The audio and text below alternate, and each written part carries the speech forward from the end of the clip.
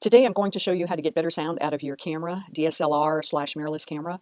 I'm going to show you how to hook up an external recording device for audio to your camera, and I'm also going to show you how you would just record the audio from the external device and then throw it in when you're editing your video.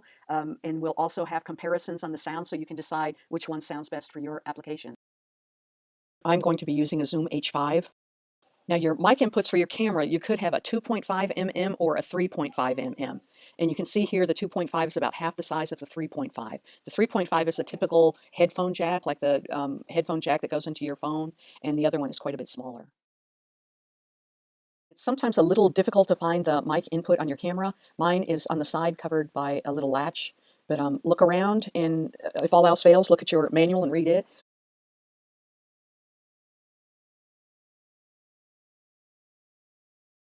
Your sound is going to be picked up with these condenser mics. It's going to go through and then go out through the outputs on the H5, which I will plug in the output, and the other end goes into the mic input on the camera. Now my camera, once that mic input's plugged in, the settings are switched over to use that. Other cameras, you might have to go in and change the settings in the settings menu. So you want to work with the volumes input of your camera, the volumes output of your recording device to make sure that everything is working well together and to get the best sound. Any changes in any of these will make a huge difference in the sound quality that you get. Now on your camera, you're going to go somewhere on your settings, and you're going to want to look for mic level adjustment. This is very, very important to stop the hissing and the background sound and make sure your sound is not clipping or too high. Mine's set on -6 decibels. If I raise it, you can see it's slightly peaking even at that.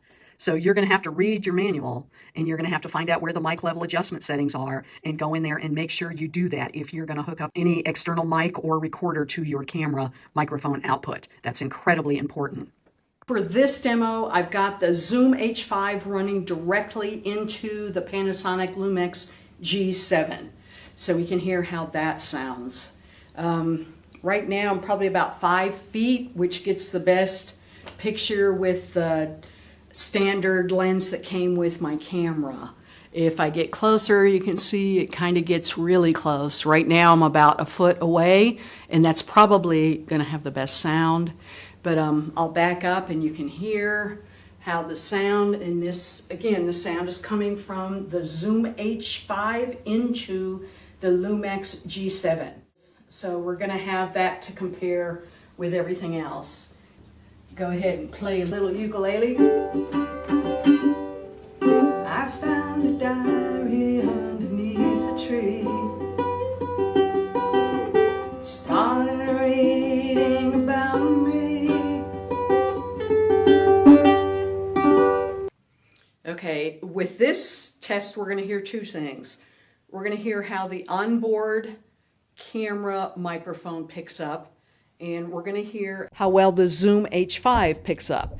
Now, any recorder, Zoom H5, Zoom H1, Zoom H4, and H2, any handheld recorder is going to work for this purpose. So we're going to take the audio from the Zoom and sync it up with the video for the camera, and you get perfect sound that way. It's a really good idea to make a spike in the sound. That'll show up on the camera and on the recording for the Zoom. So both files are going to show that peak, and in the audio editing software, we can line them up. So we're going to take the SD card from the camera and the SD card from the Zoom H5, and we're going to drag the files onto a folder so we can import them into our video editing software. I've imported my audio and video files into Final Cut Pro, and now I'm going to line them up using that audio spike. Sync it up with the video for the camera, and you get perfect sound that way.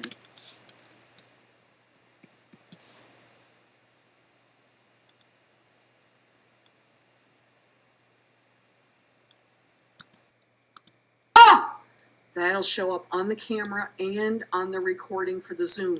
The camera probably sounds pretty good right about here, and you can kind of hear the difference as I move it around. The sound changes drastically as you move this thing around. Ideally, you want to point it as much to the mouth as possible, and you can get it off frame. Just point it towards your mouth. And I'm going to go ahead and walk back and you can hear on the camera how it starts getting pretty big echo while the sound that's recording on the Zoom H5 stays the same. So the sound from here is pretty good, and with the camera the sound gets worse and worse and worse. But you can still hear perfectly with the Zoom H5 or your external recorder.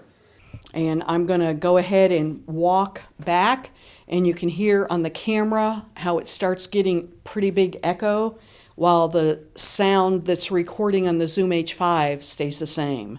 So the sound from here is pretty good, and with the camera the sound gets worse and worse and worse. But you can still hear perfectly with the Zoom H5 or your external recorder. But you can still hear perfectly with the Zoom H5 or your external recorder. So say you're sitting around playing guitar or something, you go ahead and you set up your trusty little Zoom and point it to you as close as possible. I'm going to pick up my trusty little ukulele. I want to aim this up towards the source as much as possible. I found a diary underneath the tree. I started reading about me.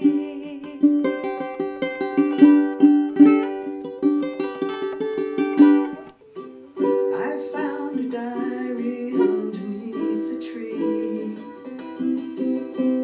I started reading about me.